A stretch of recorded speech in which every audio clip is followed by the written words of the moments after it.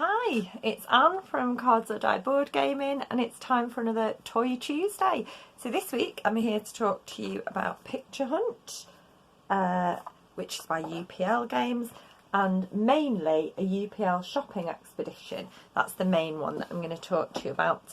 The UPL Shopping Expedition game can be found at the Abbey House Museum in their collection. And both games are from 1940s, 1950s era, nearer towards 1940s.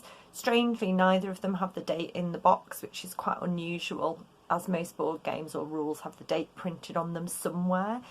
They were both made by UPL, as I've said, which is short for Universal Publications Limited, and they were based in Wood Green in London. The founder was D.E. Swaffield. And they made party games and published books. I'm just going to read two of the book titles to you.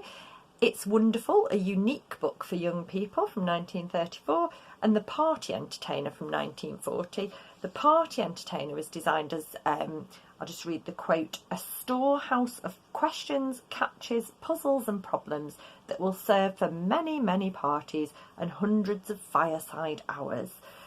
But UPL weren't just about games that were to be played indoors around the fire just with family. They were all about getting big groups together, and they wanted to revolutionise party games and parlour games. They wanted to get people playing out in their gardens, playing all year round, not just at Christmas, which is something that I'm really passionate about, because often we'll get board games out at Christmas and then they get stashed away again, and a whole year passes before we even look at them again, and it just seems a bit of a shame.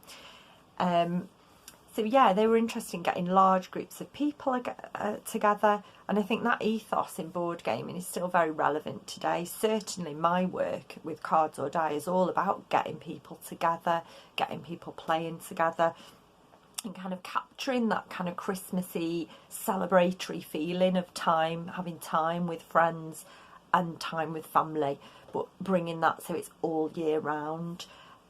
Obviously that's not possible at the moment, but we can reminisce and we can look at these particular games. So that's what we're going to do today. So Shopping Expedition is basically a treasure hunt. It takes you on a trail of different objects, and you have to find all the objects on your list. So let's have a look in the box. We've got directions for play, which we'll come back to in a moment. And then we've got our starting card. So each player gets a starting card with an object on the top. So I've got tiddlers, there's a corkscrew, a canary, a whole range of bizarre shopping items. These cards then are hidden around the house or around the garden where you're playing. And you can see that tiddlers there is 3/4 of a penny. And once I've found my tiddlers, I need to find an engagement ring. So then I have to find the next card on my trail. And it sends you on this trail all around the place where you're playing. You can see that one of the challenges of this, of course, is that you've got to keep a tally of the amount you've spent, and then you've got to total that up here. And that's all in old money. So you've got your pounds, shillings and pence there. So it's a real maths challenge, that. And also, I feel like there are like learning opportunities there. I know I'm such a teacher. I'm like, where's the learning? But you can, you can learn a bit about maths, you can learn about calculating old money, and you've also got a nice little bit of social history. If you look at the kinds of things that are on the list, we've got stuff that, was around at the time, and then you've also got stuff that people were aspiring to buy. So you've got a catapult, a bicycle for two, a perambulator. So you've got all that lovely old-fashioned language and all those different objects that people might have, like I say, aspired to own in those days. Also, it'd be really easy to replicate the game at home. If you wanted to play it with your own children or, with your own family, it's really easy to set up. And one of the things that I really love about charity shop finds are the way that they're often looked after.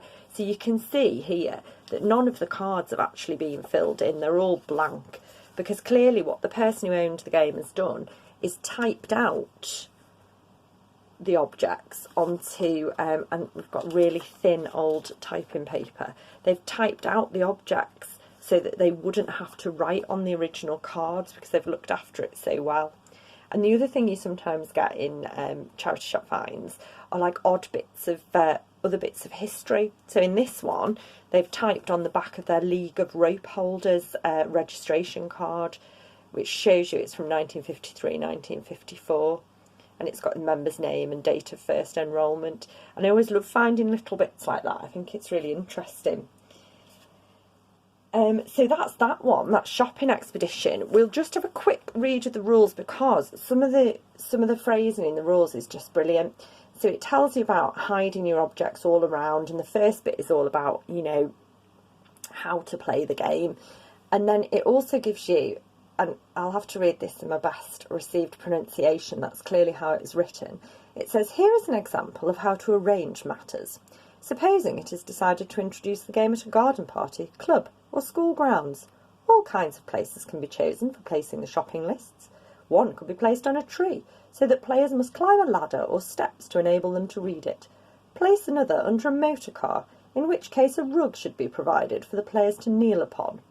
I have to say, if you're going to play it today, please don't hide anything under your motor car. That's a really crazy idea. So, but that whole thing, place a rug, really amused me. So I thought I'd share that with you. And like I say, the second game that we were going to have just a quick look at is this picture hunt game.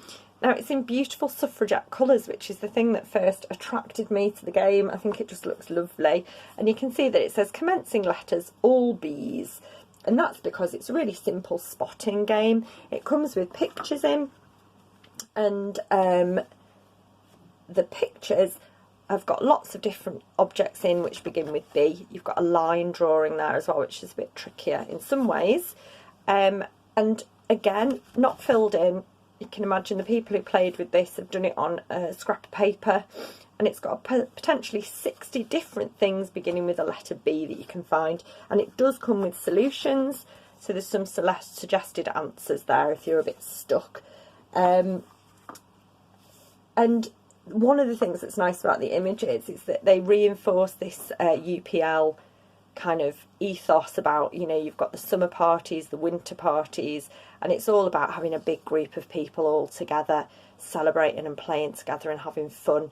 And so, yeah, that's that one.